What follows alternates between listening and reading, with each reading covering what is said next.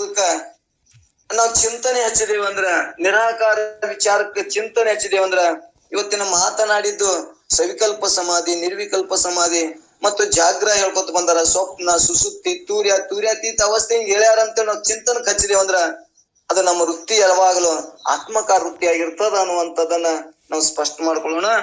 ಈಗ ಏನ್ ಹೇಳ್ತಾರ ಪರಮಾನುಭೂತಿಯ 4ನೇ ಸಂಧಿ 21ನೇ ಸೂತ್ರದೊಳಗ ಒಂದ್ ಸ್ವಲ್ಪ ನಾವು ಚರ್ಚೆ ಮಾಡ್ಕೊಂಡು ಹೋಗೋಣ. ಸಂಶಯ ಬಂದಲ್ಲಿ ಕೇಳ್ಬೋದು, ಅದ್ರಾಗ ಏನಿಲ್ಲ. ಸಂಶಯ ಬರ್ಲಿ, ನಿಮ್ಗೇನು ಇನ್ನಿಷ್ಟು ನಮ್ಗೆ ಹೇಳಾಕ್ ಬರ್ಲಿಲ್ಲ, ಸರಿಯಾಗಿ ಹೇಳ್ತಿದ್ರು ಕೂಡ ನಮ್ಗೆ ಹೇಳಾಕ್ ಎಲ್ಲರಿಗೂ ಅವಕಾಶ ಅದ ಅನ್ನುವಂಥದ್ದನ್ನ ತಾವು ಸ್ಪಷ್ಟ ಇರ್ಲಿ. ಯಾಕಂದ್ರ ನೀವು ಎಲ್ಲರೂ ಕೂಡ ಸಾಧಕರು, ಸಾಧನೆ ಒಳಗ್ ಹೊಂಟಿವ್ ನಾವು. ಅದಕ್ಕ ನಾವು ಹೇಳ್ತೀನಿ ಅಂತಂದ್ರ ನೀವ್ ಆ ಸ್ಥಿತಿ ಇದೀರೇನ್ರಿ, ನೀವ್ ಅದನ್ನ ಅನುಭವಿಸಿರೇನು ಅಂತೇಳಿ ಹಿಂಗ್ ಕೇಳೋದಕ್ಕಿಂತ ನಾವು ಕೂಡಿ ಹಿಂಗ ಹೋಗುಮಪ್ಪ ಈ ದಾರಿಲಿಂದ ಹೋದ್ರ ಅದು ಊರ್ ಮುಡ್ತೀವಿ ಅನ್ನುವಂಥದ್ದನ್ನ, ನೀವ್ ಹೋಗಿ ಬಂದಿರೇನು, ನೀವ್ ನೋಡಿರೇನು, ನೀವ್ ಹೇಳ್ತೀರಂದ್ರಂತ ಈ ಭಾವ ಬಾಡದೆ ನಾವು ನೀವು ಕೂಡಿ ಒಬ್ಬೊಬ್ರು ಕೈ ಹಿಡ್ಕೊಂಡು ನಾವು ಈ ಭವ ಸಂಸಾರವನ್ನ ದಾಟುವಂತ ಒಂದು ಉದ್ದೇಶ ಇಟ್ಕೊಂಡು ನಿಮ್ಮ ಅನುಭವಕ್ಕೆ ಬರ್ತಿತ್ತಂದ್ರು ನೀವು ತಿಳಿಸಬಹುದು. ನಮ್ಮ ಈ ಗ್ರಂಥನಾಗಿದ್ದದ್ ನಾ ಏನಾದ್ರು ನಾನು ಅಷ್ಟು ಹೇಳ್ಕೋತ ನಾ ಹೋಗ್ತೀನಿ ಅನ್ನುವಂಥದ್ದನ್ನ ಇಲ್ಲಿ ನಾವು ಸ್ಪಷ್ಟತೆ ಮಾಡ್ಕೊಳ್ಳೋಣ. ಯಾಕಂದ್ರೆ ಇದು ಸಮಾಧಿ ಸ್ಥಿತಿ ಇದು ಸ್ವಲ್ಪ ವಿಶೇಷ ಅದ. ಇದು ಎಲ್ಲರಿಗೂ ಸಾಧ್ಯ ಇರಂಗಿಲ್ಲ, ಸಾಧನೆ ಮಾಡೋರಿಗೆ ಸಾಧ್ಯ ಇರ್ತದ, ಮತ್ತು ನಂಬಿ ಜ್ಞಾನವನ್ನು ನಂಬ್ಕೊಂಡವ್ರಿಗೆ ಸಾಧನೆ ಇರ್ತದ. ಯಾರು ನನ್ನ ಆತ್ಮನೇ ಇದೆ ಅಂತ ನಿಶ್ಚಯ ಅಪರೋಕ್ಷ ದೃಢ ಜ್ಞಾನ ಆಗ್ಯದ ಅವ್ರಿಗೂ ಕೂಡ ಇದು ಸಮಾಧಿನೇ, ಇದು ನಿಶ್ಚಯ ಮಾಡ್ಕೊಳ್ಳೋದು. ಇದನ್ನು ನಮ್ಮ ಸ್ಪಷ್ಟತೆ ಇರ್ಲಿ. ಅದನ್ನ ಬಿಟ್ಟು ಅವ್ರು ಹೇಳೋರು ಕೇಳೋರು ಏನ್ ಬಿಟ್ಟಾರ ನೋಡ್ಯಾರ ಅನ್ನೋಂತ ಈ ಭಾವ ನಮ್ಮಲ್ಲಿ ನಕಾರಾತ್ಮಕ ವಿಚಾರಗಳು ಬರದೆ ಸಕಾರಾತ್ಮಕ ವಿಚಾರವಾಗಿ ನಾವು ಸಾಧನೆ ಮಾಡೋಣ. ನಾವು ಒಬ್ರಿಗೊಬ್ರು ಹೋಗಿ ಆ ಸ್ಥಿತಿಯನ್ನು ಮುಟ್ಟೋಣ ಅಂದ್ರ ನಿರ್ವಿಕಲ್ಪ ಸಮಾಧಿ ಸ್ಥಿತಿಯೊಳಗ ನಾವು ಜೀವಿರಾಕಲೆ ಇದೇ ನಮ್ಮ ಸತ್ಸಂಗದೊಳಗ ಜ್ಞಾನ ಮಾಡ್ಕೊಂಡು ನಾವು ಸವಿಕಲ್ಪ ಸಮಾಧಿ ಅನ್ನ ಬಿಟ್ಟು ನಿರ್ವಿಕಲ್ಪ ಸಮಾಧಿ ಹೋಗಕ್ಕೂ ಬರ್ತದ. ನಮ್ಗೆ ಇದು ಸ್ಪಷ್ಟತೆ ಇರ್ಲಿ. ನಮ್ಗೆ ಹೆಂಗ್ ಸಾಧ್ಯಪ್ಪ, ಅವ್ರ ಸನ್ಯಾಸಿಗಳಿಗೆ ಸಾಧ್ಯ, ಯೋಗಿಗಳಿಗೆ ಸಾಧ್ಯ, ಬಹಳ ಸಾಧನೆ ಮಾಡಿದವ್ರಿಗೆ ಸಾಧ್ಯ, ನಮ್ಗೆ ಆಗೋದಿಲ್ಲ ಅಂತೇಳಿ ಈ ನಕಾರಾತ್ಮಕ ವಿಚಾರಗಳು ಇಲ್ಲದೆ ಸಕಾರಾತ್ಮಕವಾಗಿ ವಿಚಾರ ಮಾಡೋಣ ಅನ್ನುವಂಥದ್ದನ್ನ ತಿಳಿಸಿ ಇಲ್ಲಿ ಅವ್ರು ಏನ್ ಹೇಳ್ತಾರಂದ್ರ, ಯಾಜ್ಞವಲ್ಕರು ಮೈತ್ರಾದೇವಿಗೆ 21ನೇ ಸೂತ್ರದೊಳಗ ಏನ್ ಸ್ಪಷ್ಟತೆ ಹೇಳ್ತಾರೆ. ಯುವತಿ ಮೇಲೈದು ಭಾವನೆ ನಿರಾವರಣ ಒಪ್ಪವು ನಿಸ್ಸಮಾಧಿಯೇ ಪರಬ್ರಹ್ಮ ಅನ್ನುವಂಥದ್ದನ್ನ ಅಲ್ಲಿ ಪಲ್ಲವಿ ಒಳಗ ಇಲ್ಲಿ ಸ್ವಸ್ವರೂಪವಾದ ಸ್ಥಿತಿ ರೂಪ ಏನ ಸಮಾಧಿ ಏನೈತಲ್ಲ ಅದೇ ಪರಬ್ರಹ್ಮ ಸ್ವರೂಪ. ಅದು ಸ್ವರೂಪ ಯಾವುದು? ಆ ಸಮಾಧಿ ಒಳಗೆ ಏನು ವಿಷಯಾದಿಗಳಿಲ್ಲದೆ ನಿರ್ವಿಷಯದೊಳಗೆ ಇರೋದಕ್ಕೆ ಅದಕ್ಕೆ ಸಮಾಧಿ ಅನ್ನುವಂಥದ್ದನ್ನ ನಮ್ಗೆ ಸ್ಪಷ್ಟತೆ ಪಲ್ಲವಿ ಒಳಗೆ ಹೇಳ್ಯಾರ ಅವರು. ಇಲ್ಲಿ ಏನು ನಿಸ್ಸಮಾಧಿ ನಿಶ್ಚಲವಾದಂತ ಸ್ವಸ್ವರೂಪ ಸ್ಥಿತಿ ಒಳಗೆ ಇರುವುದಕ್ಕ ಇದಕ್ಕೆ ಸಮಾಧಿ ಅನ್ಬೇಕು ಅನ್ನುವಂಥದ್ದನ್ನ ನಾವು ತಿಳ್ಕೊಳ್ಳೋಣ. ಮತ್ತ 5 ಭಾವನೆಗಳ ಅನಂತರ 5 ಅಂದ್ರೆ ಇಲ್ಲಿ ಮುಂದೆ ಅವ್ರು ಹೇಳೋರು ಅದಾರ. ಯಾವ್ದಪ್ಪ ಅಂದ್ರೆ ಜಾಗ್ರ, ಸ್ವಪ್ನ, ಸುಸುಪ್ತಿ, ಇವು 3 ನಮ್ಮೆಲ್ಲರಿಗೆ ಅನುಭವದ. ಇಂಥ ಶಾಸ್ತ್ರಜ್ಞಾನ ಆದವ್ರಿಗೆ ಯಾರು ಸಾಧನೆ ಮಾಡ್ತಾರ ಅವು ಕೂಡ ತೂರ್ಯಾತೀತ ಭಾವನೆಗಳನ್ನ ಅವ್ರು ಕಂಡುಕೊಂಡಿರ್ತಾರ, ಕಾಣ್ಕೊಳಕ್ ಬರ್ತದ ಅನ್ನುವಂಥದ್ದನ್ನ ನಾವು ಇಲ್ಲಿ ಚರ್ಚೆ ಮಾಡೋಣ. ಇಲ್ಲಿ ಏನ್ ಹೇಳಿದ್ರಪ್ಪ ಅಂದ್ರ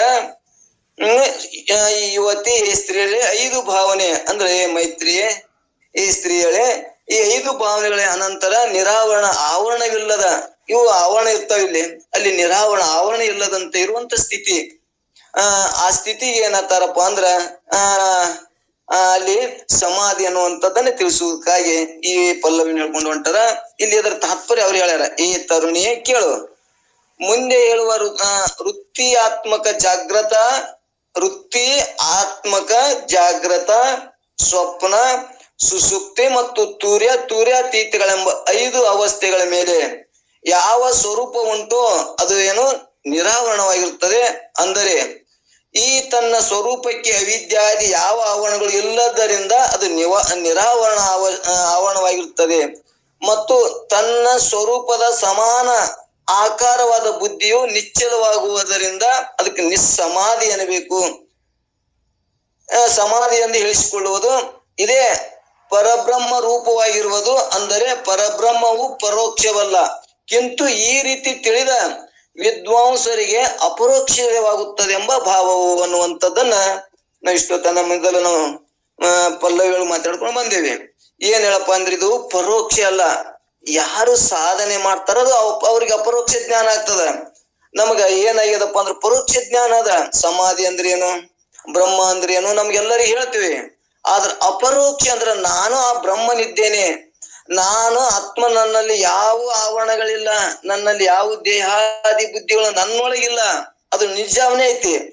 ನಾನು ಆತ್ಮ ಇದ್ದು ನಾನು ಜೀವ ಅಂತ ಕೂಡಿದಾಗ ಈ ದೇಹಾದಿ ಭಾವನ ವ್ಯವಹಾರಗಳು ಅಲ್ಲಿ ನಡೀತಾವು. ಈ ಸ್ಥಿತಿಯನ್ನು ಮುಟ್ಟಾಕಿದೆ ಏನು ದೊಡ್ಡ ಕಠಿಣ ಇಲ್ಲ. ನಾನು ಆತ್ಮ ಸ್ವರೂಪನಿಂದ ನನ್ನೊಳಗ ಯಾವ ಇಲ್ಲಿ ಆವರಣಗಳಿಲ್ಲದಂತೆ ಇರುವಂತ ನಾನು ಸತ್ತು ಸ್ವರೂಪ ನಾನು ಇದೀನಿ. ನಾನು ಈ ಜಾಗ್ರ, ಸ್ವಪ್ನ, ಸುಷುಪ್ತಿಯನ್ನ ಮೂರನ್ನು ನಾನು ತಿಳಿಯವನು. ನಾನು ಒಂದು ಕಾಲದಾಗ ಇದು ಒಂದು ಇರುವುದಿಲ್ಲ, ನಾನು ಮಾತ್ರ ಮೂರು ಕಾಲ ಇರ್ತೀನಿ. ಜಾಗ್ರದೊಳಗನು ನಾನು ಇರ್ತೀನಿ, ಸ್ವಪ್ನದೊಳಗು ನಾನು ಇರ್ತೀನಿ, ಮತ್ತು ತೂರ್ಯ ಪದ ತಿಳಿದಾಗನು ಕೂಡ ಇಲ್ಲಿ ತೂರ್ಯ ಯಾಕೆ ಹೇಳ್ತಾರಪ್ಪ ಅಂದ್ರ ತೂರ್ಯಾತೀತ ಹೇಳ್ಬೇಕಂದ್ರ ತೂರ್ಯಾತೀತ ಹೇಳ್ಬೇಕಾಗಿದೆ. ಇಲ್ಲಿ ಜಾಗ್ರದ ಅಂತೇಳಿ ಸ್ವಪ್ನ ಹೇಳ್ಬೇಕಾಗ್ಯದ, ಸ್ವಪ್ನ ಅದಂತ ಸುಷುಪ್ತಿ ಹೇಳ್ಬೇಕಾಗ್ಯದ. ಆ ಸುಷುಪ್ತಿ ಹೇಳ್ಬೇಕಂತಂದ್ರ ಇಲ್ಲಿ ಸುಷುಪ್ತಿಯನ್ನು ನಾನು ಅರಿಯವನು.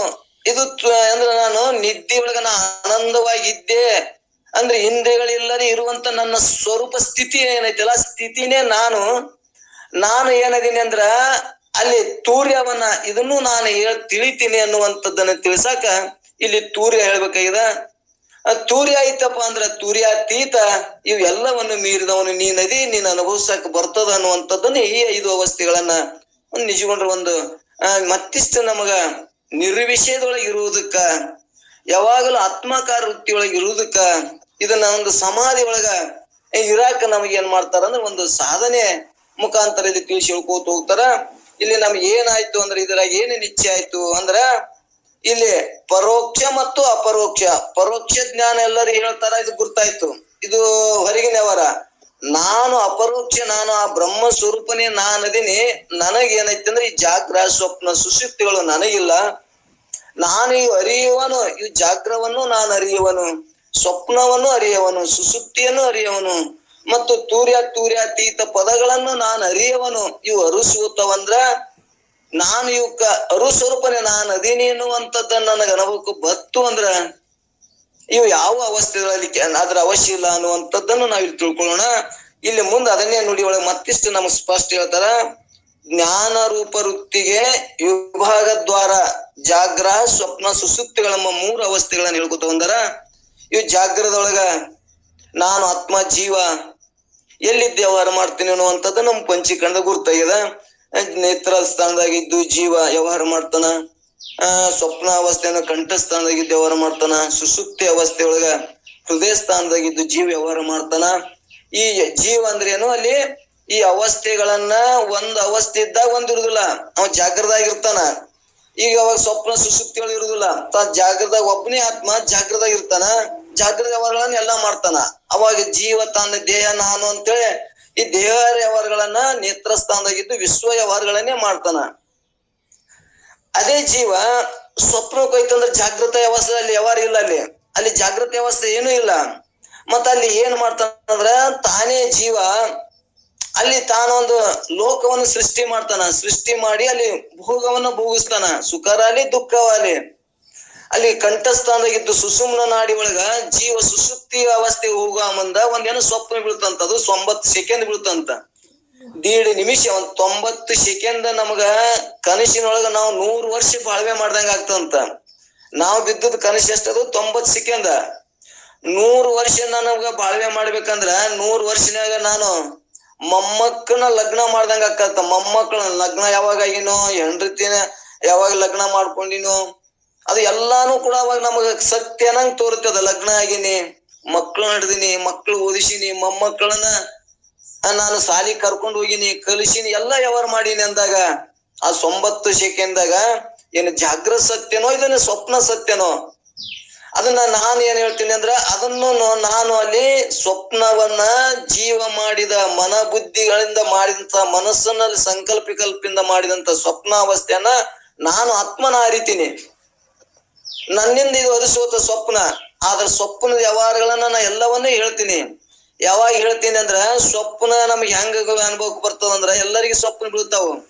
ಆ ಜೀವ ಸುಷುಪ್ತಿ ಅವಸ್ಥೆಯೊಳಗ ಸುಷುಮ್ನ ನಾಡಿ ಒಳಗ ಜೀವ ಅಲ್ಲಿ ಆ ಆನಂದ ಭೋಗವನ್ನು ಇದು ವ್ಯವಹಾರ ಮಾಡಿ ಬ್ಯಾಸತ್ತಲ್ಲೇ ಆನಂದಕ್ಕೆ ಹೋಗ್ಬೇಕಾದ್ರೆ ಸುಸುಪ್ತಿ ಅವಸ್ಥೆ ಹೋಗ ಮುಂದ ನಾವು ಸ್ವಪ್ನ ಬೀಳ್ತಾವ. ಆ ಸುಸುಪ್ತಿ ಅವಸ್ಥೆ ಹೋದ್ವಪ್ಪ ಅಂದ್ರೆ ನಮ್ಗೆ ಹೇಳಕ್ ಆಗುದಿಲ್ಲ. ಅದೇ ಸ್ವಪ್ನ ಒಂದ್ ವೇಳೆ ಯಾರು ಎಬ್ಸಿದ್ರು ಮತ್ತ ಅದೇ ಸ್ವಪ್ನ ಸುಸುಪ್ತಿ ಅವಸ್ಥೆಯನ್ನು ಜಾಗರಕ್ಕೆ ಬರ್ತಿತ್ತು ಅಂದ್ರ ಅವಾಗ ಸ್ವಪ್ನ ಅವಸ್ಥೆ ನಮ್ಮ ನೆಪ್ ಹಿಡಿತದ, ನಾವ್ ಹೇಳ್ತೇವೆ, ಹೇಳಕ್ ಬರ್ತದ. ಒಂದೊಂದ್ ವೇಳೆ ನಮ್ಗ ಸುಸುಪ್ತಿ ಅವಸ್ಥೆ ಜೀವ ಹೋಗ್ತಿತ್ತು ಅಂದ್ರ ಅಲ್ಲಿ ಸುಸುಪ್ತಿ ಒಳಗ ಆನಂದ ಹೋದಾಗ ಅದು ಮರ್ತು ಬಿಡ್ತದ, ನಮ್ ನೆಪ್ ಉಳಿದಿಲ್ಲ. ಆದ್ರ ಆ ಟೈಮ್ಗೆ ಏನೋ ಎಬ್ಸಿದ್ರು, ಎಚ್ಚರ ಆಯ್ತು, ಯಾವ್ದೋ ನಿಮಿತ್ತ ಎಚ್ಚರ ಆಯ್ತು, ಅವಾಗ ಆ ಸ್ವಪ್ನ ನಮ್ಗೆಲ್ಲವೂ ನಮ್ಮ ಅನುಭವಕ್ಕೆ ಹೇಳಕ್ ಬರ್ತದ. ಮತ್ತ ಒಂದ್ ವೇಳೆ ಆ ಸ್ವಪ್ನ ನಮ್ಗೆ ಹೊರಗೆ ಬರ ಮುಂದೆ ಹೇಳಕ್ ಬರ್ತದ. ಹೊರಗಂದ್ರೆ ಜಾಗೃತಕ್ಕೆ ಬರ ಮುಂದ ಆ ಜೀವ ಎಲ್ಲಿ ಕಂಠಸ್ಥಾನದಾಗಿತ್ತು ನೇತ್ರಸ್ಥಾನ ಜಾಗೃತಕ್ಕೆ ಬರ್ತಿರ್ತಲ್ಲ ಜೀವ, ಅವಾಗ ಮಾತ್ರ ಅದು ಸ್ವಪ್ನ ನೆಪ್ಪುಳಿತದ. ಆದ್ರ ಈ ಮೂರನ್ನ ನಾನು ಜಾಗ್ರ ಸ್ವಪ್ನ ಸುಸುಪ್ತಿಗಳನ್ನ ಅದಾವಂತಲ್ಲಿ ತೂರ್ಯಾತೀತ ಹೇಳ್ಬೇಕಾಗ್ಯದ ಅನ್ನುವಂಥದ್ದನ್ನ ನಾವು ಸ್ಪಷ್ಟತೆ ಇರ್ಲಿ. ಅದಕ್ಕೆ ಈ ಜಾಗ್ರ ದ್ವಾರ ಈ ಜ್ಞಾನ ರೂಪ ವೃತ್ತಿ ಒಳಗನೆ ಇವು ಮನ ಬುದ್ಧಿ ವೃತ್ತಿ ಅಂತ ಹೇಳ್ಕೊತ ಬಂದಿ. ವೃತ್ತಿ ಕಾರ್ಯಗಳು, ಆ ವೃತ್ತಿ ಕಾರ್ಯಗಳು ಏನದಾವಲ್ಲ ಜಾಗ್ರ ಸ್ವಪ್ನ ಸುಸುಪ್ತಿಗಳೆಂಬ ಮೂರು ಅವಸ್ಥೆಗಳು ಹೇಳ್ತಾರ. ಅಲ್ಲಿ ಏನ್ ಹೇಳ್ತಾರ ಅಂದ್ರ ಅರಿವು ತಾನೆಂದ ಅರಿಯೇ ಜಾಗ್ರಣವ ನರಿಯೇ ನಾನಾರೆಂಬುವ ಅರಿವು ಸ್ವಪ್ನ. ನರೇ ತನ್ನ ನರಿವೆಂದರಿಯದಿರುವುದು ಸುಸುಪ್ತಿ, ಮರೆಯದಿರುವುದು ನಂಬು ಅಂಬು ಜನನಿ ಅಂದ್ರ ಮೈತ್ರಿಯೇ. ಅಂಬು ಜನನಿ ಅಂದ್ರೆ ಇಲ್ಲಿ ಮೈತ್ರಿಯೇ, ಕಮಲಮುಖಿಯುಳ್ಳ ಮೈತ್ರಿಯೇ, ನಂಬು ನಾ ಹೇಳಿದ್ದನ್ನ ನೀನು ತಿಳ್ಕೊ ಅನ್ನುವಂಥದ್ದನ್ನ ಎಲ್ಲ ಹೇಳ್ಕೊತ ಬಂದಾರ. ಇಲ್ಲಿ ಏನ್ ಹೇಳ್ತಾರ ಅಂದ್ರೆ ಅವರು, ಈ ದೇಹವು ನಾನಲ್ಲ, ಇದನ್ನು ಇದರಿಟ್ಟು ಅರಿಯುವ ಅರುವೆ ತಾನೆಂದು ತಿಳಿಯಲು ಇದಕ್ಕೇನಿರ್ಬೇಕು ಜಾಗೃತ ಅವಸ್ಥೆ ಅನ್ನೋರು. ನನ್ನನ್ನು ನಾನು ತಿಳಿಯಲಾರೆ, ನಾನು ಈ ದೇಹವೋ ಅಥವಾ ಇದಕ್ಕೆ ಸಾಕ್ಷ್ಯದ ಅರಿವೋ ಎಂದು ಸಂಶಯಾತ್ಮಕ ಜ್ಞಾನವೇ ಸ್ವಪ್ನ ಎನಿಸುವುದು. ಅರು ಎಂದು ಅರಿದ ಬಳಿಕ, ನಾನು ಅರು ಸ್ವರೂಪನೇ ಎಂದು ಅರಿದ ಬಳಿಕ ತನ್ನನ್ನು ತಾನು ಚೆನ್ನಾಗಿ ಅರಿಯದಿರಲು ಅದು ಸುಷುಪ್ತಿ ಅವಸ್ಥೆ. ನಮಗ ಸುಷುಪ್ತಿ ಅವಸ್ಥೆ ಜ್ಞಾನ ಆಯ್ತು ಅಂದ್ರ ನನ್ನ ಇರುವಿಕೆ ಹಿಂಗದ, ನಾನು ಯಾವ ನನ್ನಲ್ಲಿ ಇಂದ್ರಿಯಗಳಿಲ್ಲ, ವಿಷಯಗಳಿಲ್ಲ, ಏನೂ ಇಲ್ಲದೆ ನಾನು ಆನಂದವನ್ನು ಅನ್ವೇಷಿಸಿದ ನನಗೆ ಪ್ರತ್ಯಕ್ಷ ಜ್ಞಾನ ಅದ. ಆದ್ರ ಆ ಜ್ಞಾನ ನಾವು ಜಾಗೃತದೊಳಗಿದ್ದಾಗ ಅನುಭವಕ್ಕೆ ಬತ್ತು ಅಂದ್ರ ಅಲ್ಲಿ ಯಾಕೆ ಸುಷುಪ್ತಿ ಅವಸ್ಥೆ ಒಳಗ ನನ್ನ ಇರುವಿಕೆ ನನ್ನ ಅನುಭವ ಆಗ್ಯದಂದ್ರ ನನ್ನ ಇರುವಿಕೆ ಹಂಗದ. ಅಲ್ಲಿ ನನ್ನ ಇರುವಿಕೆ ಇದ್ದದ್ದನ್ನ ಇವು ಅಲ್ಲಿ ಇಂದ್ರಿಯಗಳನ್ನ ಇರ್ತಾವು. ಇಂದ್ರಿಯಗಳು ಯಾವ್ದಾವು, ಅಲ್ಲಿ ಅಂತಃಕರಣಗಳದಾವು. ಮತ್ತ ಅಲ್ಲಿ ಜ್ಞಾನೇಂದ್ರಿಯ ಎಲ್ಲ ಅಲ್ಲಿ ಜ್ಞಾನೇಂದ್ರಿಯ ಕರ್ಮೇಂದ್ರಿಯಗಳದಾವು. ಆದ್ರಲ್ಲಿ ಅವು ಎಲ್ಲಾ ಇಂದ್ರಿಯಗಳು ಹೆಂಗಯ್ಯಪ್ಪ ಅಂದ್ರ ಅಡಕಾಗ್ಯಾವು. ಹೆಂಗ ಒಂದ್ ಯಾವ್ದಾದ್ರ ಒಂದು ಕೋಳಿ ಮರಿಗಳನ್ನ ಒಂದ್ ನಾವು ಪುಟ್ಟ್ಯಾಗ ಅಟ್ಟಾಗ ಅಲ್ಲೇ ಇರ್ತಾವ, ಗಪ್ ಇರ್ತಾವ. ಅವು ಬಿಟ್ಟುಗಳ ಹೆಂಗ ಹೊರಗವನ್ನ ನಾವು ಆ ಮ್ಯಾಗಿನ ಒಂದು ಹೆಡಿಗೆ ತೆಗ್ದೇವಪ್ಪ ಅಂದ್ರೆ ಹೆಂಗ ಅವು ಹೊರಗೆ ಓಡ್ತಾವು. ಹಂಗಲ್ಲಿ ಸುಸುಪ್ತಿ ಅವಸ್ಥೆ ವೃತ್ತಿಗಳು ಏನಾಗಿರ್ತಾವ ಅಂದ್ರ ಅವಿದ್ಯದೊಳಗ ಅಡಕಾಗಿರ್ತಾವ, ಸುಮ್ಮಿರ್ತಾವ.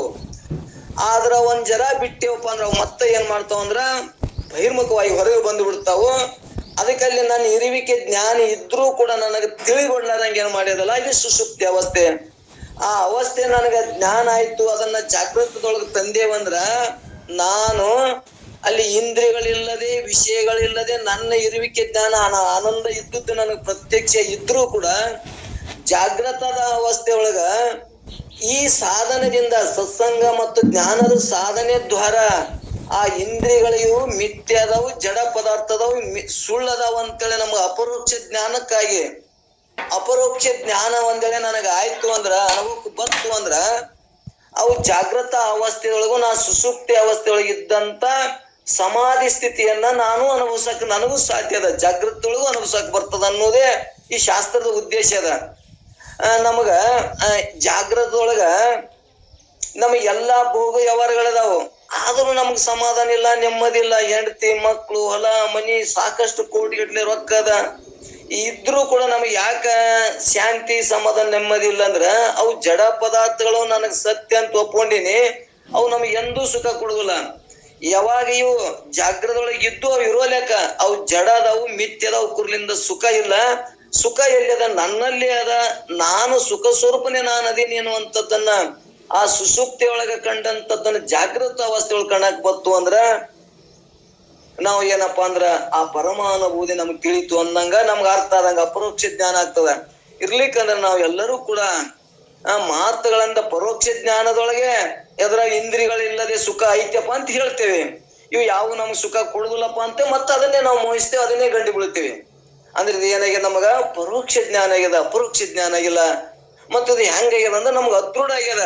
ಇವು ವಿಷಯಾದಿಗಳು ಮಿಥ್ಯ ಅಂತೇವೆ, ಇದ್ರಾಗ ಸುಖ ಇಲ್ಲ ಅಂತೇವಿ. ಒಂದು 100 ರೂಪಾಯಿ ಎಲ್ಲರ ಸತ್ಸಂಗಕ್ಕೆ ಒಂದು ಜ್ಞಾನಕ್ಕೆ ಕೊಡ್ಬೇಕಾದ್ರೆ ಬಹಳ ಲೆಕ್ಕ ಹಾಕ್ತೇವೆ. ಯಾಕ? ನಮ್ಗೆ ಇದ್ರ ಮ್ಯಾಗ ಇನ್ನ ವಿಶ್ವಾಸ ಇಲ್ಲ.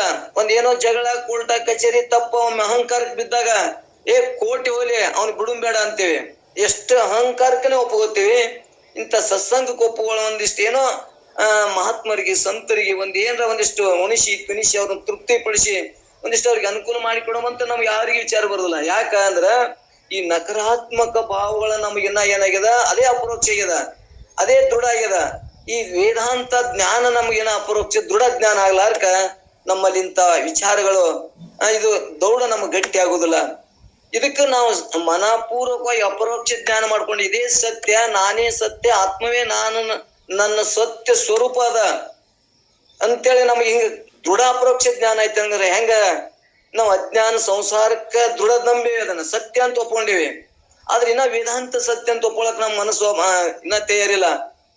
ನಾಳೆಗೆ ಹೆಂಗಪ್ಪ ಈ ಶಾಸ್ತ್ರ ಕೇಳ ಮುಂದಿಷ್ಟು ನಮ್ಗ ಅನುಭವ ಇರ್ತದೆ, ಶಾಸ್ತ್ರ ಬಿಟ್ಟುಗಳೇ ನಾಳೆಗೆ ನಾವು ಬದುಕು ಮಾಡ್ಬೇಕಲ್ಲ, ಸಂಸಾರ ಮಾಡ್ಬೇಕಲ್ಲ, ಅವಾಗ ಹೆಂಗಪ್ಪ ಅಂತ ಇದಕ್ ಭಯ ಅದ ಜೀವಕ್ಕ. ಅವಾಗ ಒಂದ್ ಇದು ಜ್ಞಾನ ಇತ್ತು ಅಂದ್ರ ಎಂತ ನಮಗ ನೋಡ್ರಿ, ನಾವು ಜ್ಞಾನ ಎಂತ ಜ್ಞಾನ ಅಂದ್ರ ನಾವು ಬಸವಣ್ಣವ್ರ ಕಾಲಕ್ಕೆ ಒಂದ್ ಸ್ವಲ್ಪ ನಾವು ಸಂಸಾರಿಕರು ಹಿಂದಕ್ಕೆ ಹೋಗಿ ವಿಚಾರ ಮಾಡಿದ್ರ ಆ ಬಸವಣ್ಣವ್ರು ಕೂಡ ರಾಜ್ಯವಾಳ್ತಿದ್ರು, ಭೋಗ ಇತ್ತು, ಎಲ್ಲಾ ಇತ್ತು. ಇದ್ರು ಕೂಡ ಅವ್ರು ಎಷ್ಟೊಂದು ಆತ್ಮನ ಮ್ಯಾಗ ನಂಬಿಕೆ ಇಟ್ಟಿದ್ರು ಅಂದ್ರ, ಪರಮಾತ್ಮನ ಮ್ಯಾಗ ನಂಬಿಕೆ ಇಟ್ಟಿದ್ರು ಅಂದ್ರ ಇವತ್ತ ಏನ್ ಅನ್ನದೊಳಗ ಒಂದ್ ಅಗುಳ ಏನೈತಿಲ್ಲ, ಶಿರಿ ಒಳಗ ಒಂದ್ ಎಳಿನೂ ನಾನ್ ನಾಳೆಗೆ ಅನ್ನೋದಿಲ್ಲ. ಯಾಕ? ನಾಳೆಗೆ ಭಗವಂತದನ ಹುಟ್ಟಿಸ್ತಾನ, ನಮ್ಗ್ ಕೊಡ್ತಾನ, ನನ್ಗ್ ಸಲುತಾನ, ಅವನ್ ಕರ್ತವ್ಯ ಅದ.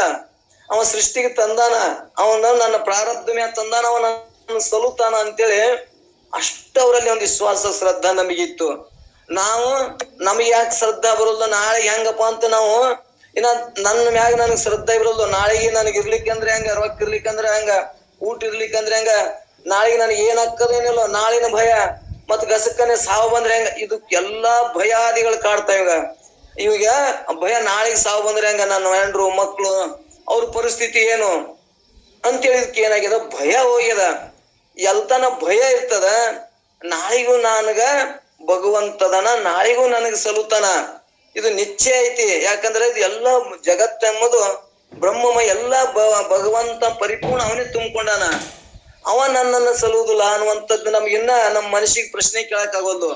ಎಷ್ಟೇ ನಾವು ಶಾಸ್ತ್ರ ಕೇಳಿದ್ರು ಕೂಡ ನಮ್ಗಿನ್ನ ಅದೃಢ ಜ್ಞಾನ ಆಗ್ಯದ, ದೃಢ ಜ್ಞಾನ ಆಗಿಲ್ಲ, ಅಪರೋಕ್ಷ ಜ್ಞಾನ ಆಗಿಲ್ಲ, ಪರೋಕ್ಷ ಜ್ಞಾನ ಆಗ್ಯದ. ಅದಕ್ಕೆ ಅಪರೋಕ್ಷ ಜ್ಞಾನ ಆಯ್ತು ಅಂದ್ರ ಅವಾಗ ಲಿಂಗಮಯ ಶರೀರ ಆಗ್ತದ, ಬಸವಣ್ಣವ್ರಂತ ಬದುಕಾಗ್ತದ. ಬಸವಣ್ಣವರು ಕೂಡ 770 ಮಂದಿ ಅಮರಗಳನ್ನ ಅವ್ರನ್ನ ಕಂಡುಕೊಂಡ್ರು. ಅವ್ರು ಬಸವಣ್ಣರ ಜ್ಞಾನ ಅರ್ಥ ಆಯ್ತು ಅವ್ರಿಗೆ. ಈ ಹೊರಗಿನ ಯಾವ ಪದಾರ್ಥಗಳು ನನ್ನನ್ನ ಸಲ್ಲುವುದಿಲ್ಲ, ನಾ ತಂದಿಲ್ಲ, ಇವಕ್ ನಾನು ಒಡೆಯನಲ್ಲ, ಇದರ ಒಡೆ ಯಾರದಾರ? ಪರಮಾತ್ಮನೇ ಒಡೆಯದನ, ಅವನೇ ನಮ್ಮನ್ನು ಸಲ್ಲುತ್ತಾನ. ಅವನ್ ಬಿಟ್ರೆ ನಮ್ಮನ್ನ ಯಾರು ಸಲ್ಲುವವ್ರು ಅಂತೇಳಿ ನಮ್ಗೆ ಒಮ್ಮೆ ನಾವು ಪ್ರಶ್ನೆನೆ ಮಾಡ್ಕೊಂಡಿಲ್ಲ. ನಾವ್ ಏನ್ ಸಲುವ ತಿಳ್ಕೊಂಡಿವಿ? ನಮಗ್ ದುಡ್ಡು ಸಲ್ಲುತ್ತದ, ಮಂದಿ ಸಲ್ಲುತ್ತಾರ, ನನ್ನ ಶಾಣೆತನ ಸಲ್ಲುತ್ತದ ಅಂತೇಳಿ ನಮ್ಮ ಭ್ರಾಂತಿದೊಳಗ ನಾವ್ ಏನ್ ಮಾಡಕತ್ತೀವಿ? ಸಿಕ್ಕು ಒದ್ದಾಡಿ ನಾನು ಲಿಂಗ ಸುಖದ ಆನಂದವನ್ನು ಅನುಭವಿಸಕ್ಕಾಗದೆ ನಾವು ಒದ್ದಾಡಕತ್ತೇವೆ ಅನ್ನುವಂಥದ್ದು ನಾವ್ ಇಲ್ಲಿ ಸ್ಪಷ್ಟ ಮಾಡ್ಕೊಳ್ಳೋಣ. ಇವತ್ತು ನಾವು ಪ್ರತ್ಯಕ್ಷ ಕಂಡುಕೊಂಡಂತ ವಿಚಾರ. ಒಬ್ಬ ಬಿಜಾಪುರದಾಗ ಒಬ್ಬ ಡಾಕ್ಟರ್ ಇದ್ದ. ಅವ ಎಂತ ಭಾರಿ ಸಾವಿರಾರು ಮಂದಿನ ಬದುಕಿಸಿದವ. ಪುರಾಣದೊಳಗ ಅವನಂತ ಡಾಕ್ಟರ್ ಯಾರು ಇಲ್ಲ ಅನ್ನುವಂತ ಹೆಸರು ಪಡೆದವ. ಸಿಕ್ಕಾಪಟ್ಟಿ ದುಡ್ಡ, ಸಿಕ್ಕಾಪಟ್ಟಿ ಬಳಗ, ರಾಜಕೀಯರು ಅವನ ಕೈಯಾಗ ಹೇಳುವಂತ ಕೇಳುವಂತ ಮನುಷ್ಯ ಎಲ್ಲಾ ಇದ್ರು ಕೂಡ ನಾಳೆ ಪ್ರಾಣ ಹೋಗೋ ಮುಂದ, ಕುರಾನ ಓದೋ ಮುಂದೆ ಯಾರು ಅವನನ್ನ ರಕ್ಷಿಸಲಿಲ್ಲ, ಯಾರು ನಿಂದಿರ್ಲಿಲ್ಲ, ರೊಕ್ಕನೂ ಬರ್ಲಿಲ್ಲ. ರೊಕ್ಕಿತ್ತು ಹೆಲಿಕಾಪ್ಟರ್ಗೆ ಒಯ್ದ್ರು, ಹೆಲಿಕಾಪ್ಟರ್ನ ಬೆಂಗಳೂರಿಗೆ ಒಯ್ದ್ರು. ಅಲ್ಲಿ ಎಲ್ಲಾ ಪ್ರದೇಶದ ಡಾಕ್ಟರ್ನ ಕರೆಸಿ ಎಲ್ಲಾ ಮಾಡಿದ್ರು, ದುಡ್ಡಿತ್ತು ಮಾಡಿದ್ರು. ಆದ್ರ ಯಾರಾದ್ರೂ ಅದಕ್ಕನ್ನ ಜೀವ ಉಳ್ಸಕ್ಕ ಪ್ರಯತ್ನ ಅಲ್ಲಿ ಏನಾರ ಮಾಡಿದ್ರು ಅಂದ್ರ ಅದು ಭಗವಂತನ ಇಚ್ಛೆಪ್ಪ ಅಂತೇಳಿ ಅವರು ಕೂಡ ಭಗವಂತನ ಮ್ಯಾಗ ಕೈ ಚೆಲ್ಲಿದ್ರು. ಅಂತಾಗ ನಾವ್ ಹೇಳ್ತಿರ್ದವ್ರು ನಮ್ಮ ಏಟ್ರ ಪಾಡ. ಅದಕ್ ನಾವು ಭಗವಂತನಿಗಾಗಿ ನಾವು ಕೈ ಮ್ಯಾಲೆ ಎತ್ತಿದೇವಂದ್ರ ನನ್ನೊಳಗ ಆತ್ಮನೇ ಅವನೇ ನನ್ನ ರಕ್ಷಣೆ ಮಾಡ್ತಾನ, ಅವನೇ ಎಲ್ಲವನ್ನೂ ಸಲುತಾನ, ಅವನೇ ಬ್ರಹ್ಮ ಅದಾನ ಅಂತ ಹಿಂಗ ನಮ್ಗ ಭಾವ ಈ ಕೈ ಎತ್ತಿದೇವಂದ್ರ ಅವ ನಮ್ಮನ್ನ ಅನನ್ಯ ಚಿಂತ್ಯಂತೋ ಮಾಂ, ಅನನ್ಯವಾಗಿ ಅವನ್ನ ಯಾರು ನಂಬುತ್ತಾರ, ಆತ್ಮಜ್ಞಾನವನ್ನು ಯಾರು ವಿಶ್ವಾಸ ಇಟ್ಟನ ನಂಬುತ್ತಾರ, ಅನನ್ಯ ಚಿಂತ್ಯಂತೋ ಮಾಂ ಅಂತೇಳಿ ಗೀತಾ ಪ್ರಮಾಣದ ಅನನ್ಯವಾಗಿ ನಂಬುದವನನ್ನ ಯಾರು ಅವನ ಕೈ ಬಿಡುದಿಲ್ಲ, ಅವನ ರಕ್ಷಣೆ ಮಾಡ್ತಾನ. ನಾವು ಸುಮ್ಮ ಅವ್ರು ಹೇಳ್ಯಾರಂತ ನಂಬುದೇವಂದ್ರ ಅದು ನಮ್ಗೆ ಏನ್ ಮಾಡ್ತದ, ದುಃಖ ಕೊಡ್ತದ. ಅಪರೋಕ್ಷ ಜ್ಞಾನ ಆಯ್ತು ಅಂದ್ರ, ಅಪರೋಕ್ಷ ದೃಢ ಜ್ಞಾನ ಅಂದ್ರ ಅವ್ರು ಹೇಳ್ಯಾರಲ್ಲ ಅದು ಪ್ರತ್ಯಕ್ಷ ನನ್ನ ಅನುಭವ ಅದ. ನಾನೇ ಅನುಭವ ಅಂದ್ರೆ ನಾನೇ ಅನುಭವ ಸಿದ್ಧದೇನಿ, ಇಲ್ಲಿ ಮತ್ತೊಂದು ಯಾರು ಇಲ್ಲ, ಮತ್ತೊಬ್ಬ ಪ್ರಮಾಣ ಬೇಕಾಗಿಲ್ಲ, ನಾನೇ ಪ್ರಮಾಣ ಅನ್ನುವಂಥದ್ದನ್ನ ಈ ಜ್ಞಾನವನ್ನು ಮಾಡ್ಕೊಂಡಿವಂದ್ರ ಈ ಜಾಗ್ರ, ಸ್ವಪ್ನ, ಸುಸುಪ್ತಿ ಮತ್ತು ತೂರ್ಯ ಅವಸ್ಥೆಗಳು ನಾನು ಅನುಭವಿಸಿನಿ, ಇವು 5 ನನ್ನಿಂದ ಅರಿಸಿಗುತ್ತಾವು. ನಾನು ಅರುಸ್ವರೂಪ, ನಾನು ಪ್ರತ್ಯೇಕವಾದ ಆತ್ಮಸ್ವರೂಪನೇ ನಾನು ಅದೀನಿ ಎನ್ನುವಂಥದ್ದನ್ನ ನಮ್ಗ ಎಲ್ತನ ಆ ಸ್ಥಿತಿ ಆಗೋದಿಲ್ಲ, ಅಲ್ತನ ನಾವು ಕೇಳ್ಬೇಕು. ಯಾವಾಗ ಆ ಸ್ಥಿತಿ ಆಯ್ತು ಅಂದ್ರ ಶಾಸ್ತ್ರದ ಅವಶ್ಯ ಇಲ್ಲ, ಗುರುವಿನ ಅವಶ್ಯ ಇಲ್ಲ. ನನ್ನ ಸ್ಥಿತಿ ಒಳಗ ನಾನು ಇದ್ದಾಗ ಅಂದ್ರ ಜೀವಿರಕಲೆ ಆ ಸಮಾಧಿ ಸ್ಥಿತಿಯನ್ನ ಮತ್ತು ಅಲ್ಲಿ ಸವಿಕಲ್ಪ ಸಮಾಧಿಯನ್ನ ಬಿಟ್ಟು ನಿರ್ವಿಕಲ್ಪ ಸಮಾಧಿ ಒಳಗ ಆನಂದ ಅನುಭವಿಸಕ್ ಬರ್ತದ ಅನ್ನುವಂಥದ್ದನ್ನ ಈ ಜೀವ ಸಮಾಧಿ ಅವಸ್ಥೆಯನ್ನು ಕೂಡ ನಾನೇ ಅನುಭವಿಸಕ್. ಈ ಜೀವ ಅಂದ್ರೆ ಏನು, ಆತ್ಮನೊಳಗೆ ಬೆಳೆಸಿದ್ರೆ ಜೀವಾತ್ಮ ಆಗ್ತಾನ.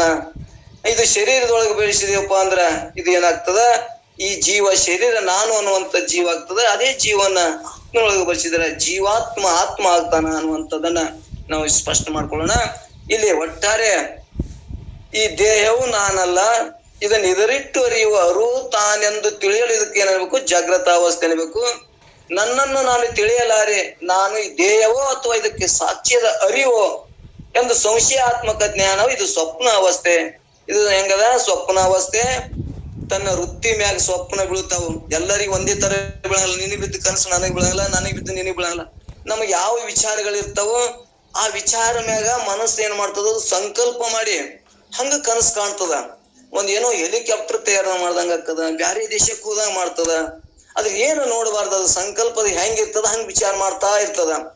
ಆ ಸ್ವಪ್ನ ಅದನ್ನ ನಾ ಕಂಡವ್ ನಾನು ಪ್ರತ್ಯಕ್ಷ ಅದೀನಿ, ಏನ್ ಅದು ಸತ್ಯನೋ, ಇದನ್ನ ಜಾಗೃತಕ್ಕೆ ಬಂದಿ ಇದನ್ನು ಸತ್ಯನೋ, ಇದು ಸಂಶಯ ಅನ್ನೋದಲ್ಲ, ಯಾವ್ದು ಸತ್ಯಪ್ಪ ಇದು ಅನ್ನುವಂಥದ್ದು ಏನೈತಲ್ಲ, ಇದನ್ನೇ ಕೂಡ ಜನಕ ಮಹಾರಾಜನ ಕಥೆ ನಮ್ಗೆಲ್ಲರಿಗೂ ಗುರ್ತದ. ಒಳ್ಳೆ ರುಚಿ ಉಳಿದಿಲ್ಲ.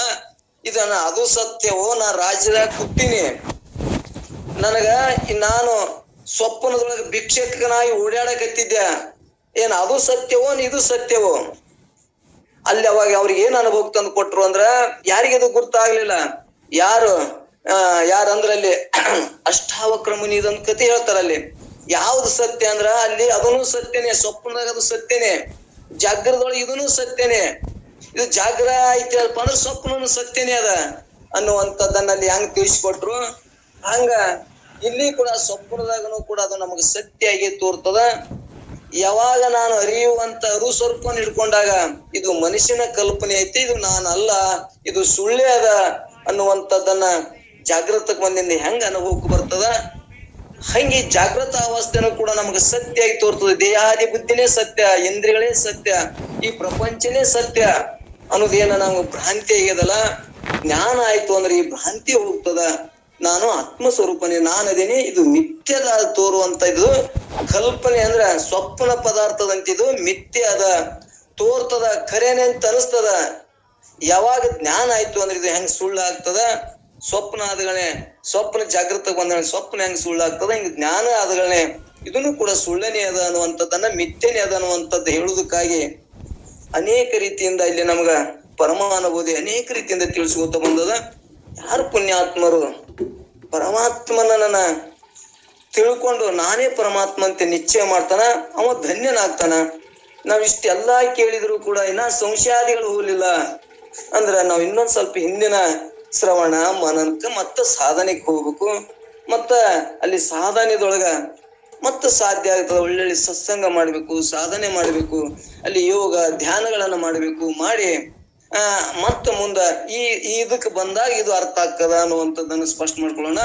ಇಲ್ಲಿ ಏನ್ ಹೇಳಂಗ ಐತಂದ್ರ 2ನೇ ನುಡಿ ಒಳಗ ಬರೇ ಅರಿವು ನಾನೆಂಬ ತಿಳಿವು ತನ್ನೋಳು ತೋರಿ ಕರೆಗೊಂಡು ದೃಢಮಾಗಿರಲು ಇದು ತೂರ್ಯ ನೆರೆ ಮರೆದುದನ್ನು ನಿಂದೊಡೆ ತೂರ್ಯಾತೀತ ವರಿ ನಿಜವಿದು ತಾನೇ ಪರಮಾತ್ಮ ಅನ್ನುವಂಥದ್ದನ್ನು ಎಳೆ ನುಡಿ ಒಳಗೆ ಹೇಳಿ ನಿತ್ಯ ಶುದ್ಧವಾದ ಶಿವಚೈತನ್ಯವೇ ತಾನೆಂದು ಸಂಶಯ ವಿಪರೀತ ಭಾವನೆಗಳಿಲ್ಲದೆ ಇಲ್ಲಿ ಏನಿದೆ, ನಾನು ಶುದ್ಧವಾದ ಶಿವ ಚೈತನ್ಯ ನಾನು ಚೈತನ್ಯ ಸ್ವರೂಪನೇ ನಾನೆಂದು ಗಟ್ಟಿ ಆದಾಗ ಅಲ್ಲಿ ಏನಿರ್ಬಾರ್ದು, ಸಂಶಯ ಇರಬಾರ್ದು. ಅಲ್ಲಿ ಆ ಸಂಶಯ ವಿಪರೀತ ಭಾವನೆ ಆಗ್ಲಿ, ಮತ್ತಿನ್ನೊಂದು ಇಲ್ಲಿ ಅಸಂಭಾವನಾ ವಿಪರೀತ ಭಾವನಾ ಅಂತೇಳಿ ನಾವು ಕೇಳ್ಕೊತ ಬಂದೇವಿ.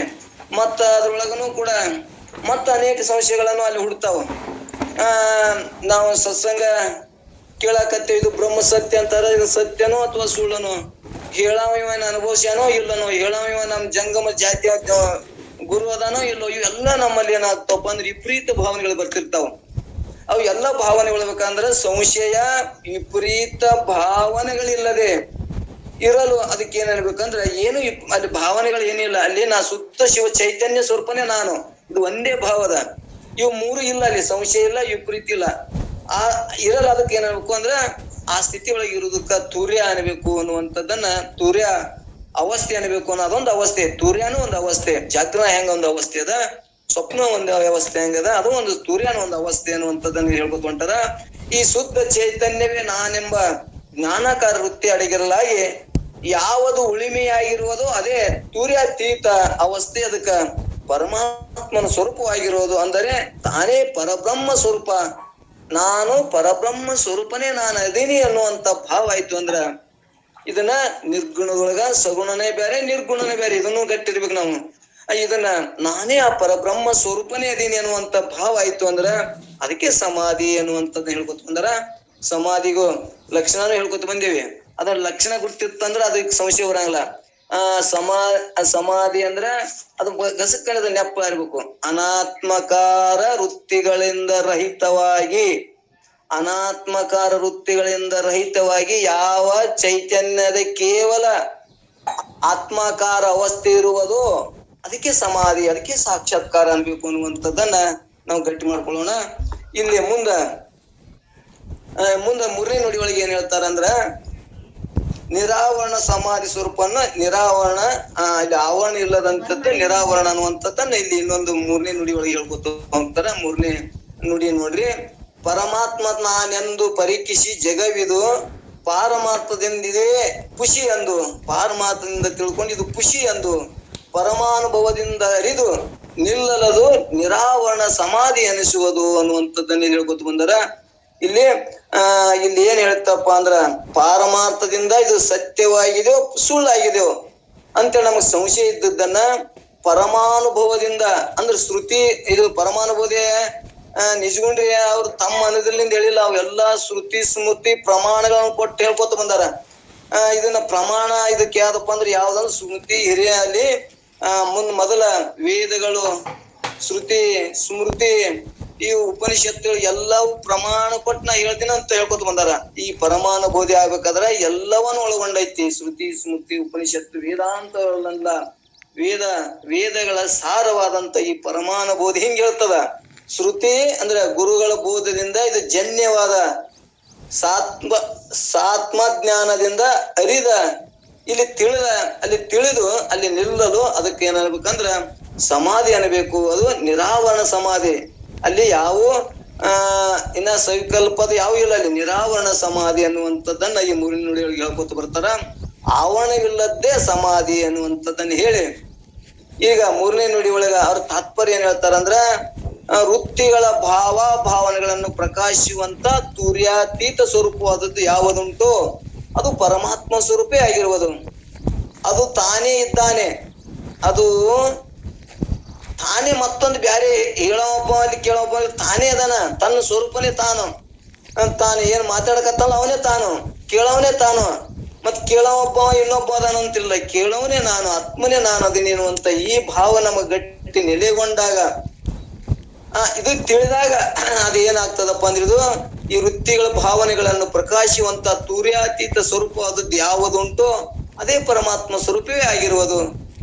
ಅದು ತಾನೇ ಇದ್ದಾನೆ, ಅದರಲ್ಲಿ ಕಲ್ಪಿತವಾದ ವೃತ್ತಾತ್ಮಕ ಜಗತ್ತು ಸುಕ್ತಿ ರಜಂತದಂತೆ ಮಿಥ್ಯ ಆಗ್ಯದ. ಅಂದ್ರೆ ಇಲ್ಲಿ ಮತ್ತೊಂದು ದೃಷ್ಟಾಂತ ಹೋಗ್ತಾರ. ಸುಕ್ತಿ ರಜತ, ಬೆಳ್ಳಿ ಮತ್ತು ಚಿಪ್ಪಿ.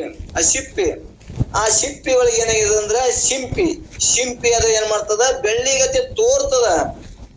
ಆ ತೋರಿದ್ರು ಕೂಡ ಅದು ಹೆಂಗದದು ಮಿಥ್ಯನೆ, ಬೆಳ್ಳಿ ಇಲ್ಲವೇ ಇಲ್ಲ. ಹಂಗ ನಮ್ಗೆ ಎರಡದ್ದು ಜ್ಞಾನ ಇದೆ, ಎರಡು ಮಿಥ್ಯ ಅಂತ ನಿಶ್ಚಯ ಜ್ಞಾನ ಇದೆ. ಇದು ಬೆಳ್ಳಿ, ಇದು ಶಿಂಪಿ, ಏನು ತೋರಿಯದಲ್ಲ ಬೆಳ್ಳಿ ಅಂತೇಳಿ, ಇದು ಬೆಳ್ಳಿ ಅಲ್ಲ ಇದು ಶಿಂಪಿ, ಇವು ಎರಡು ಇಲ್ಲ ಅಂತ ನಮ್ಗೆ ನಿಶ್ಚಯ ಆಗ್ಯದ.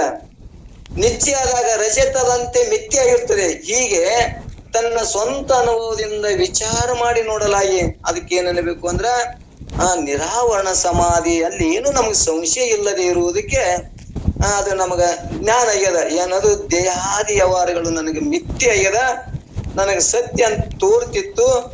ಹೆಂಗ ದೃಷ್ಟಾಂತದೊಳಗ ನಮಗ ಶಿಂಪಿ ಒಳಗ ಬೆಳ್ಳಿ ಅಂತ ತೋರ್ತಿತ್ತು, ಅಲ್ಲಿ ನಾನು ಹೋಗಿ ವಿಚಾರ ಮಾಡಿ ನೋಡಿದಾಗ ಅದು ಬೆಳ್ಳಿಲ್ಲ, ಇದು ಶಿಂಪಿ ಅಂತ ಹೆಂಗ ನಮ್ಗೆ ಅಪರೋಕ್ಷ ಜ್ಞಾನ ಆಗ್ಯದ. ಹಂಗ ನಾನು ಈ ದೇಹಾದಿಗಳನ್ನ ಈ ಪರಮಾನುಭೂತಿಯಿಂದ ತಿಳ್ಕೋತ ಬರುವುದ್ರೊಳಗ ನಮಗೇನ್ ಅನುಭವಕ್ಕೆ ಬಂದದ, ಇದು ದೇಹಾದಿ ವ್ಯವಹಾರಗಳು ಮಿಥ್ಯ ಅದ, ನಾನು ಆತ್ಮ ಮಾತ್ರ ಸತ್ಯ ಇದೀನಿ. ಇದು ಎಲ್ಲವೂ ತೋರುವ ಜಗತ್ತು ಏನೈತಪ್ಪ ಅಂದ್ರ ಕಲ್ಪಿತ, ಅಂದ್ರ ಹಗ್ಗದೊಳಗ ತೋರಿದ, ಭ್ರಾಂತಿ ಒಳಗ ತೋರಿದಂತ ಇದು ಜಗತ್ತಿದು ಮಿಥ್ಯ ಅದ ಅನ್ನುವಂಥದ್ದನ್ನ ನಮ್ಗೆ ಅಪರೋಕ್ಷ ದೃಢ ಜ್ಞಾನ ಆಯ್ತು ಅಂದ್ರೆ ಇದೇ ಸಮಾಧಿ ಅನ್ನುವಂಥದ್ದನ್ನ ಇಲ್ಲಿ ಅವ್ರು ಹೇಳುವಂತ ಉದ್ದೇಶ ಐತಿ. ಅದಕ್ಕೆ ತುರ್ಯಾತೀತ ಅನ್ಬೇಕು ಅನ್ನುವಂಥದ್ದನ್ನ ಹಿಂಗ ಸರಳೀಕರಣ ಮಾಡಿ ತಿಳ್ಕೊಳಕ ನಮಗ ಗುರ್ತಿಲ್ಲಾರ್ದವ್ರಿಗೆ ಅದು ಏನ್ ಹೇಳ್ತಾರಂದ್ರ, ನಮಗ ಎಲ್ಲಿ ನಮಗ ತಪ್ಪಿಸ್ತಾರಂದ್ರ ಈ ಪರಮಾನುಭೂತಿ ನಮ್ಗೆ ಗುರ್ತಾಲಿಲ್ಲ ಅಂದ್ರೆ ನಮ್ಗೇನ ದಾರಿ ತಪ್ಪಿಸ್ತಾರಂದ್ರ ಹೆಂಗಿರ್ಬೇಕಪ್ಪ ಅಂದ್ರ ಜಾಗ್ರ, ಸ್ವಪ್ನ, ಸುಷುಪ್ತಿ ಇವು ತೂರ್ಯಾತೀತ ಎಲ್ಲರಿಗೆ ಆಗುದಿಲ್ಲ. ಅದು ಎಲ್ಲೋ ಮಹಾತ್ಮರಿಗೆ ಅವ್ರಿಗೆ ಆಗ್ತದ. ಸಿದ್ಧಾರೂಢ್ರಿ ಅಂತವ್ರಿಗೆ, ಗುರುನಾಥರೂಢ್ರಿ ಅಂತ ಹಿಂಗ್ ಹೇಳಿರ್ತಾರ. ಆ ಗುರುನಾಥರೂಢ್ರಿ ಇದ್ದಾಗ ಅದು ತೂರ್ಯಾತೀತ ಅವಸ್ಥೆ. ಮತ್ತ ಆ ಅವಸ್ಥೆಯನ್ನ ತಿಳಿಯುವಂತ ನಾನು ಅರಿವದಿನಲ್ಲ, ಅದನ್ನ ತಿಳಿತೀನಲ್ಲ, ಅವನೇ ನಾನು ಅದೀನಲ್ಲ, ನಾನೇ ಅಂತ ತಿಳ್ಕೊಂಡ್ಬಿಟ್ರ ಆ ತೂರ್ಯಾತೀತ ಹಿಂಗಿದ್ರೆ ಜ್ಞಾನ ಅಂತ ನನಗೆ ವಿಚಾರ ಮಾಡಕ್ ಬಂದೋದಿಲ್ಲ, ನಾ ಹೇಳ್ತೀನಿಲ್ಲ. ಮತ್ತ ಅದೇ ಅವನೇ ನಾನು ಅಂತಂದ್ಬಿಟ್ರ ನನ್ಗ ಅದ್ರದ್ದು ಏನೈತೆ ಅಂದ್ರ ಹಂಗಿದ್ರೆ ಜ್ಞಾನ ಅನ್ನೋದು ನಮಗ್ ತಿಳಿಯಾಗ ಹೋಗ್ತದ. ಅಂದ್ರ ಏನೂ ಇಲ್ಲದೆ ವಿಷಯಗಳಿಲ್ಲದೆ ನಿರ್ವಿಷಯದೊಳಗೆ ಇದ್ದು ಜೀವನ ಮಾಡುವುದಕ್ಕೆ ಇದಕ್ಕೇನ ತೂರ್ಯಾತೀತ ಅವಸ್ಥೆ. ಮತ್ತೇನ ಸಮಾಧಿ ಲಕ್ಷಣ ಹೇಳಿರೋದಲ್ಲ, ಅಲ್ಲಿ ಯಾವ ವೃತ್ತಿ ಒಳಗೆ ಏನೂ ಇಲ್ಲದೆ ಅಲ್ಲಿ ಏನದ ಆತ್ಮಾಕಾರ ವೃತ್ತಿನೇ, ನಾ ಆತ್ಮನೇ ಅದೇನ ಅನ್ನುವಂಥದ್ದನ್ನ ಅಪರೋಕ್ಷ ಅಲ್ಲಿ ದೃಢ ಆಯ್ತು ಅಂದ್ರ ಅದಕ್ಕೆ ತೂರ್ಯಾತೀತ ಅನ್ನುವಂಥದ್ದನ್ನ ನಾವು ಸ್ಪಷ್ಟ ಮಾಡ್ಕೊಳ್ಳೋಣ. ಇದ್ರ ಏನು ಸಂಶಯ ಬೇಡ್ರಿ. ಅವ್ರು ಹಂಗಿದ್ರೆ ಜ್ಞಾನಂತೆ ನಮಗೆ ಮೊದಲಿದು ಎಲ್ಲ ನಾವು ಪರಮಾನುಭೂತಿ ಒಳಗೆ ಗುರ್ತಿದ್ದಿಲ್ಲ. ನಾವು ಒಂದು ಪದ್ಯಗಳನ್ನ ಒಂದೊಂದನ್ನ ತಿಳ್ಕೋತ ಬಂದೇವಿ. ಜಾಗ್ರದ ವ್ಯವಹಾರಗಳೇನು, ಸ್ವಪ್ನದ ವ್ಯವಹಾರ ಅಂದ್ರೇನು, ಈ ಪಂಚಮಹಾಭೂತಗಳ ಕಾರ್ಯಗಳೇನು, ಈ ಭೂತದೊಳಗಿರುವಂತ ಯಾವ ಭೂತಗಳು ಕೂಡ ಏನೇನು ಕಾರ್ಯ ಮಾಡ್ತಾವ ಅನ್ನೋದು ನಮ್ಗೆಲ್ಲರಿಗೂ ಸ್ಪಷ್ಟ ಆಗ್ಯದ. ಇವು ಎಲ್ಲವೂ ಕೂಡ ಯಾರ ಸತ್ತ ತಗೊಂಡು ಕಾರ್ಯ ಮಾಡ್ತಾವ ಅಂದ್ರ ಈ ಪಂಚಮಹಾಭೂತಗಳು ಬ್ರಹ್ಮನ ಸತ್ತ ತಗೊಂಡು ಅವು ಹೆಂಗ ಕಾರ್ಯ ಮಾಡ್ತಾವ, ಈ ದೇಹದೊಳಗಿರುವಂತ ಆತ್ಮನ ಸತ್ತ ತಗೊಂಡು ಇವು ಕಾರ್ಯ ಮಾಡ್ತಾವ. ಇವು ಯಾವ ನಾನಲ್ಲ, ಇವು ನನ್ನಿಂದ ಅರಸಿ ಹೋಗ್ತಾವ, ಇವು ದೃಶ್ಯದಾವ ಅನ್ನುವಂಥದ್ದು ನಮ್ಗೆ ಅನುಭವಕ್ಕೆ ಬಂದದ. ಈಗ ಈ ಅನುಭವಕ್ಕೆ ಬಂದಾಗ ಈ ವೃತ್ತಿ ಏನೇನದಾವಲ್ಲ, ಮನ ಬುದ್ಧಿ ವೃತ್ತಿಗಳು ನನ್ನ ಜ್ಞಾನದ ಇವು ಬಿದ್ದು ಹೋಗ್ತಾವ ಅನ್ನೋದು ನಮ್ಗೆ ನಿಶ್ಚಯ ಆಗ್ಯದ. ಎಲ್ಲತಕ ನನ್ನ ಪರಿಚಯ, ನನ್ನ ನೋಡಕ್ ಹೋಗಿ ಅವು ಏನಾಗ್ತಾವಪ್ಪ ಅಂದ್ರ ಸಮುದ್ರಗೊಂಬಿ ದೃಷ್ಟಾಂತನೇ, ಅವು ನೋಡಕ್ ಹೋಗಿ ಏನಾಗ್ಯಾವಪ್ಪ ಅಂದ್ರ ಅವು ನೀರೇ ಆಗ್ಯದ. ಹಂಗೆ ಮನ ಬುದ್ಧಿಗಳು ನಾನು ಆತ್ಮನದೀನಿ ಅಂತೇಳಿ ಅವು ನೋಡಕ್ ಹೋಗಿ ಅಲ್ಲಿ ಏನಾಗ್ಯಾವು, ಅವು ಆತ್ಮನೇ ಆದಾಗ ಅಲ್ಲಿ ಆ ವೃತ್ತಿ ಏನದಲ್ಲ, ವೃತ್ತಿ ಬಿದ್ದು ಹೋಗ್ತದ. ಅಲ್ಲಿ ವೃತ್ತಿ ಸ್ಥಿತಿ ಏನಾಗ್ತದ, ಆತ್ಮಾಕಾರ ವೃತ್ತಿ ಒಳಗ ಸ್ಥಿತಿ ಆಗಿಬಿಡ್ತದ. ಅದು ಅದೇ ಆಕಾರ ಆಗಿಬಿಡ್ತದ. ಆ ಸ್ಥಿತಿ ಆಯ್ತು ಅಂದ್ರ ನಾನು ಬ್ರಹ್ಮಾಕಾರ ವೃತ್ತಿ ಒಳಗನೆ ಇರಾಕ್ ಬರ್ತದ. ಅದೇ ತುರ್ಯಾತೀತ ಅನ್ನುವಂಥದ್ದನ್ನ ಹಿಂಗ್ ಸ್ಪಷ್ಟತೆ ಮಾಡ್ಕೊಳ್ಳೋಣ. ಇದ್ರಾಗ ಏನು ಸಂಶಯ ಗೊಂದಲ ಹಾಕೊಂಡೇವ್ ಅಂದ್ರೆ ಮತ್ತೇನೇನೋ ಆಗ್ತದ. ಇಷ್ಟ ಅಂತರೂ ಕೂಡ ನಮಗಿದು ನಮ್ಮ ಅನುಭವ ಸಿದ್ಧ, ಇದು ಗ್ರಂಥ ಸಿದ್ಧಿ ಅಲ್ಲ. ಇದು ಮತ್ತೊಬ್ರು ನಾ ಹೇಳುವುದು ಸಿದ್ಧಿ ಅಲ್ಲ. ನಿಮ್ಮ ಅನುಭವಕ್ಕೆ ಬತ್ತು ಅಂದ್ರೆ ಬರ್ತದೆ. ಇದು ಅನುಭವ ಸಿದ್ಧ, ನನಗ್ ಬರ್ತದಂದ್ರೆ ನಿಮಗೂ ಬರ್ತದೆ. ಅನುಭವ ಸಿದ್ಧ ಅನ್ನುವಂಥದ್ದನ್ನ ನಾವು ಇಲ್ಲಿ ಗಟ್ಟಿಕೊಳ್ಳೋಣ. ಇಂತ ಅನುಭವಕ್ಕೆ ಹೋದಾಗ ಇವು ಶಾಸ್ತ್ರ ಪುರಾಣಗಳು ನಮಗೆ ಇವೆಲ್ಲ ದಾರಿ ದೀಪ ಆಗ್ತಾವು ಅನ್ನುವಂಥದ್ದನ್ನ ನಮ್ಗೆ ಸ್ಪಷ್ಟ ಮಾಡ್ಕೊಳ್ಳೋಣ. ಇಲ್ಲಿಕಂದ್ರ ಇವೇ ನಮ್ಗೆ ದೊಡ್ಡವಾಗಿ ಕುಂದಿರ್ತಾವು, ನಮ್ಮ ಅನುಭವದೊಳಗೆ ಇರಾಕ್ ಆಗುದಿಲ್ಲ. ಇವು ಎಲ್ಲವೂ ದಾರಿ ದೀಪಗಳು, ಗ್ರಂಥ ಗುರುಗಳು ಇವು ಎಲ್ಲ ನಮಗ ಹೆಂಗ ಊರಿಗೆ ಹೋಗಕ ಹೆಂಗ ಸೀಮೆಗಲ್ಲು ದಾರಿ ಆಗ್ಯಾವು, ಹಂಗೆ ಎಲ್ಲಾ ಗ್ರಂಥಗಳು ಕೂಡ ನಮ್ಗೆ ದಾರಿ ದೀಪ ಅನ್ನುವಂಥದ್ದನ್ನ ನಾವು ಸ್ಪಷ್ಟ ಮಾಡ್ಕೊಳ್ಳೋಣ. ಇಲ್ಲಿ ಒಟ್ಟಾರೆ ಈ ಮನುಷ್ಯ ಜನ್ಮದ ಸಫಲತೆ ಎಲ್ಲಿ ಅದಪ್ಪ ಅಂದ್ರ ಈ ಸಮಾಧಿ ಸ್ಥಿತಿಯನ್ನ ನಮ್ಗೆ ಅನುಭವಿಸಕ್ ಬತ್ತು ಅಂದ್ರೆ ಇದೇ ಜೀವನ್ ಮುಕ್ತಿ ಅನ್ನುವಂಥದ್ದನ್ನ ನಮ್ಗಲ್ಲಿ ಮೊದಲ ಇದೊಂದು ಹೆಡ್ಡಿಂಗ್ ಇಟ್ಕೊಳ್ಳೋಣ. ಈಗ ಇದನ್ನ ತಿಳ್ಕೊಳಕ ಇಂತ ಎಲ್ಲಾ ಅನೇಕ ರೀತಿ ಪರಿಪರಿಯಾಗಿ ಹೇಳ್ಕೋತ ಬಂದಾರ ಅನ್ನುವಂಥದ್ದನ್ನ ಹೇಳಿ ಈ 3ನೇ ನುಡಿಗಳನ್ನ ತಿಳ್ಕೊಂಡು ಮತ್ತ 4, 5, 6 ನಾಳೆಗೆ ಇದನ್ನ ಮಾತಾಡಿ ಮುಗಿಸೋಣ ಅನ್ನುವಂಥದ್ದನ್ನ ತಿಳಿಸಿ 5, 6 ಇನ್ನು 2 ನುಡಿ ಮತ್ತೆ ಇನ್ನೊಂದು 4ನೇ ನುಡಿಯನ್ನ ಮತ್ ನಾಳೆ ಇನ್ನು ಸ್ಪಷ್ಟ ಮಾಡೋಣ. ಈ 3ನೇ ನುಡಿ ಒಳಗ ಇನ್ನೊಂದ್ ಸ್ವಲ್ಪ ನಾವು ಒಟ್ಟುದ್ರ ಸಾರ 3ನೇ ನುಡಿ ಒಳಗ ಗುರ್ತಕ್ಕದ ವೃತ್ತಿಗಳ ಭಾವಗಳು ಪ್ರಕಾಶವಂತ ವೃತ್ತಿಗಳ ಕಾರ್ಯ ಏನೈತಲ್ಲ ತುರ್ಯಾತೀತ ಸ್ವರೂಪವಾದದ್ದು ಯಾವುದುಂಟು ಅದು ಪರಮಾತ್ಮ ಸ್ವರೂಪಿ ಆಗಿರುವುದು. ಅದು ತಾನೇ ಇದ್ದಾನೆ. ಅದರಲ್ಲಿ ಕಲ್ಪಿತವಾದ ವೃತ್ತಾತ್ಮಕ ಜಗತ್ತು ಸುಕ್ತಿ ರಜತದಂತೆ ಮಿಥ್ಯೆ ಆಗ್ಯದ. ಈಗ ತನ್ನ ಸ್ವಂತ ಅನುಭವದಿಂದ ವಿಚಾರ ಮಾಡಿ ನೋಡುವಾಗ ಅದು ಏನೈತೆ ಅಂದ್ರೆ ಅಲ್ಲಿ ಯಾವ ಆವರಣ ಇಲ್ಲದೆ ನಿರಾವರಣ ಸ್ವರೂಪ ನಂದು ಐತಿ, ನಾನೇ ನಿರಾವರಣ ಸ್ವರೂಪ, ನಾನು ಆತ್ಮನೇ ಇದ್ದೇನೆ ಅನ್ನುವಂಥದ್ದಕ್ಕ ಆ ಸ್ಥಿತಿ ಆಯ್ತಂದ್ರೆ ಅದೇ ಸಮಾಧಿ ಅನ್ನುವಂಥದ್ದನ್ನ ನಾವು ಹೇಳ್ಕೊತ ಬಂದೇವಿ.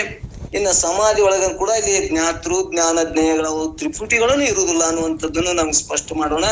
ಇಲ್ಲಿ ನಮಗಿನ್ನ ಜ್ಞಾತೃ ಅಂದ್ರ ಈ ಜೀವ, ಈ ವ್ಯವಹಾರಗಳನ್ನ ಜೀವ ಅಂದ್ರೆ ಇಂದ್ರಿಯಾದಿಗಳನ್ನ ಯಾವತ್ತು ವ್ಯವಹಾರ ಮಾಡ್ತಿರ್ತದ. ಆ ವ್ಯವಹಾರ ಮಾಡುವಂತ ಜೀವನು ಅಲ್ಲಿ ಇರುವುದಿಲ್ಲ.